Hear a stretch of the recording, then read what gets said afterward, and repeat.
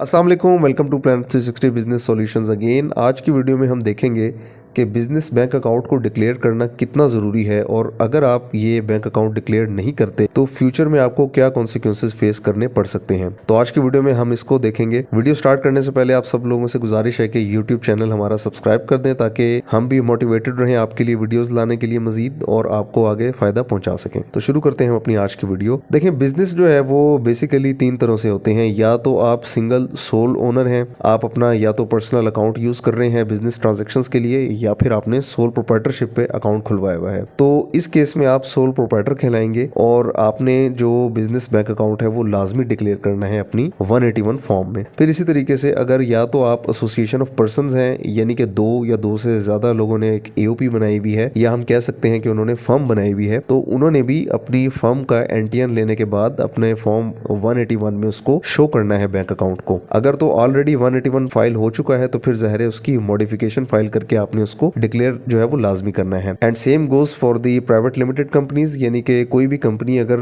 SCCP के साथ वो रजिस्टर्ड है, चाहे वो पब्लिक लिमिटेड कंपनी है, प्राइवेट लिमिटेड कंपनी है या सिंगल मेंबर कंपनी है, वो तो उसने भी अपनी प्रोफाइल है एनटीएन की, उसमें 181 के थ्रू उसने लाजमी डिक्लेयर करना है बैंक अकाउंट को। तो अब हम देख लेते हैं कि पेनल्टीज जो है वो किस हिसाब से पड़ती हैं, लेकिन उससे पहले हम ये भी देख लेते हैं कि कौन सा सेक्शन इसको डील करता है। Section 114A of income tax ordinance, जिसमें लिखा हुआ है कि every tax payer shall declare to the commissioner the bank account utilised by the tax payer for business transaction. यानी कि जो भी टैक्स पेयर अगर वो इनकम फ्रॉम बिजनेस के हेड में इनकम को अर्न कर रहा है और वो जो बिजनेस की पेमेंट्स हैं वो अपने किसी बैंक अकाउंट से कर रहा है, तो वो बैंक अकाउंट उसने लाजमी डिक्लेयर करना है। मतलब ये आप ना समझें कि अगर आप सोल प्रोप्राइटर हैं और आपने अपना बिजनेस नेम से अकाउंट नहीं खुलवाया हुआ, हम इसकी एक एग्जांपल लेते हैं। फर्ज करें एक पर्सन है, उसका नाम है मोहम्मद अमजद। अब मोहम्मद अमजद जो है वो ट्रांसपोर्ट्स का काम करते हैं। तो अगर इन्होंने अमजद ट्रांसपोर्ट्स के नाम से अगर ये काम कर रहे हैं और इस नाम से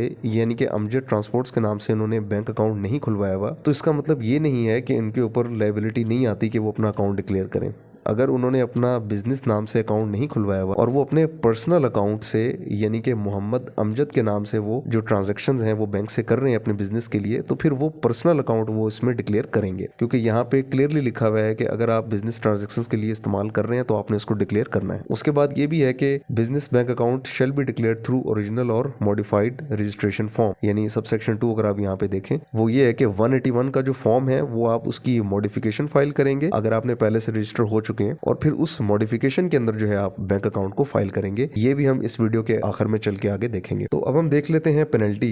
where any person fails to declare business bank account in his registration, तो इस पे क्या पेनल्टी होगी ये आप खुद पढ़ सकते हैं यहाँ से। सच person shall pay a penalty of ₹10,000 for each day of default since the date of submission of application for registration और date of opening of undeclared business bank account whichever is later. यानी वो ये कह रहा है कि अगर तो आपने फर्ज कर लें कि आपका जो बैंक अकाउंट है वो किसी पॉइंट पे जाके 2 साल 3 साल बाद जो है वो एफबीआर जो है उसको देख लेती है कि अच्छा आपने ये बैंक अकाउंट है आपका, इसमें आप बिजनेस ट्रांजैक्शंस कर रहे हैं लेकिन आपने ये फाइल नहीं किया हुआ, तो फिर आपकी जो पेनल्टी है वो किस तरह से होगी कैलकुलेट, वो इस तरह से कैलकुलेट होगी कि ₹10,000 आपको पर डे का जो पेनल्टी है वो पड़ेगी, और ये उस दिन से चार्ज होगी जिस दिन से आपने बैंक अकाउंट को जो है वो ओपन करवाया और आपने डिक्लेयर नहीं किया, या फिर उस दिन से जिस दिन से आपने अपनी जो फॉर्म ऑफ रजिस्ट्रेशन जो है यानी कि 181 आपने फाइल किया है, यानी 181 जो आपने अपनी फर्स्ट टाइम जब आप रजिस्टर हुए थे एज ए बिजनेस, तो वहां से भी उसको जो है वो कैलकुलेट किया जा सकता है विच एवर इज लेटर। अब हम देखते हैं कि आप किस तरीके से अपना जो बिजनेस बैंक अकाउंट है उसको डिक्लेयर करेंगे। आप देख लें ये एक प्राइवेट लिमिटेड कंपनी है सिंगल मेंबर, इसके हमने फॉर्म ऑफ रजिस्ट्रेशन फाइल किया था मॉडिफिकेशन के लिए। तो इसमें आपने फॉर्म को खोल के बैंक अकाउंट में आके यहाँ पे पूरी डिटेल्स आपने शो कर देनी है अपने बैंक की, एग्जैक्टली जो IBAN नंबर जो चेकबुक पे लिखा हुआ होता है, और फिर इसी तरीके से IBFT नंबर जो भी लिखा होता है वो सारा आप यहाँ पे डिक्लेयर करके इसको फाइल कर देंगे। तो ये थी आज की वीडियो। उम्मीद करता हूँ कि बहुत कुछ आपने सीखा होगा और मजीद आने वाली वीडियोस में आप बहुत कुछ सीखेंगे। चैनल को सब्सक्राइब कर लें। जज़ाकल्लाह, अल्लाह हाफिज़।